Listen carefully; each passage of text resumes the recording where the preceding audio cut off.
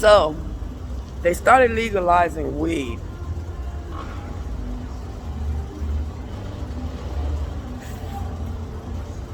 Let me tell you something. I've been a pot smoker since, I guess, like maybe 14, 15, something like that. I started smoking, but I forgot who was it that introduced me to pot. But I'm gonna tell you, in my neighborhood growing up, we had a lot of Jamaicans at one point. Lots of Jamaicans, and they used to sell weed a lot. Like I said, I don't remember who introduced me to weed. I cannot remember that. For the life of me, I cannot remember who introduced me to weed. All right. So if you remember who introduced me to weed, let me know, because I can't remember. But I remember after a while, I got to know the Jamaicans. Jamaicans started liking me, you know. Hey, I need love. How you doing? What's up, man? Bomboclat, whatever. You know what I'm saying? So I started selling weed too. So I used to sell weed in school. I sold coke in school. But in the block, when people, like in the summer, when all my friends would go up to school lunch at CES 73X, all right, I would have a newspaper holding in my hand, wrapped up in a bag, like a bag, makeshift bag of weed. And I would get everybody high on the block. I was a bad fucking influence, man, because when I think about it, I started people on coke too. On the block too. I mean, I started having sex, and then everybody else started wanting to have sex. I remember one of my friends, who shall remain nameless, was a virgin, and when she found out I fucked, boy, she went out there and she fucked her ass off, and then came down, running down the park saying, I'm not a virgin anymore. I mean, I was a real bad influence, I guess, you know. Smoking weed. My mother used to say that I was a follower. I've never considered myself a follower, because how can a leader be a follower? You know, I was always entertaining people doing shit. You know, when you're younger, you know, you don't think with the right head. You know what I'm saying? I'm not talking about guys with that head. I'm talking about just intellectually, you know. You don't think right, okay? You don't got the wisdom or the knowledge and the understanding at that point. So you swear you know everything. You know, everybody swore they knew everything. I swore I knew everything up and down. Okay, nobody can tell me I was wrong. That's ignorance.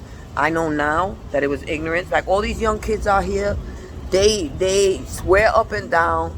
We don't know what we're talking about, because we're the older folks now. Now it's like we're repeating history, because when we were younger, we thought the same thing with our parents or older people. Were like, we don't want to hear shit. I don't want to hear this bullshit. I don't want to hear this. You know what I'm saying? I even learned how to do a brick wall.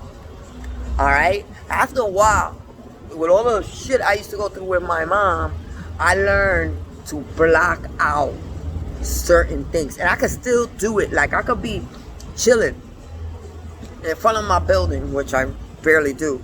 But if I'm sitting there and just say I'm looking at something on the phone, I block myself out that people say hello to me and I don't even know they're saying hello to me. Okay, which is a bad thing, because I could get fucking mugged in the street when I think about it. And somebody could just easily just come, I'm like blocking shit out, and boom, somebody blocks me out. Really good. But it's a gift, but in a way it's a gift. But these kids these days, they swear they know everything, man. You know, like I said, you know, you can't tell them shit. My granddaughter already, I tell her something, you don't know what you're talking about.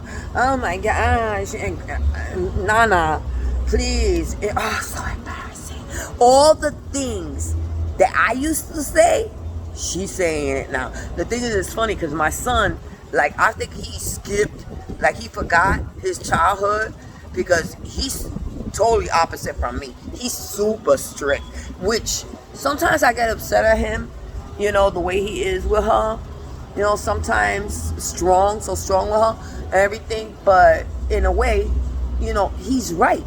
You know, I say he's doing it the right way, because I let my son slide on a lot of shit, because when I was younger, I was, you know, getting my ass kicked by my mother 24/7. And you know how us Latin kids or even black kids, whatever, us growing up in the 80s, our parents didn't fucking play.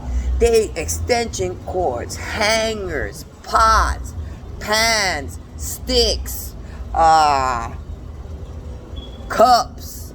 My mother used to make me kneel on you know the cheese graters, on a cheese grater. I mean, parents were fucking cruel. And then rice. They like to kneel on rice. What the fuck?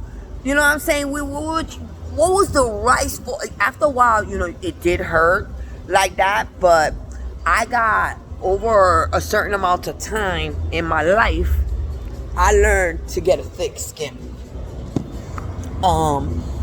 I learned to be able to fight back.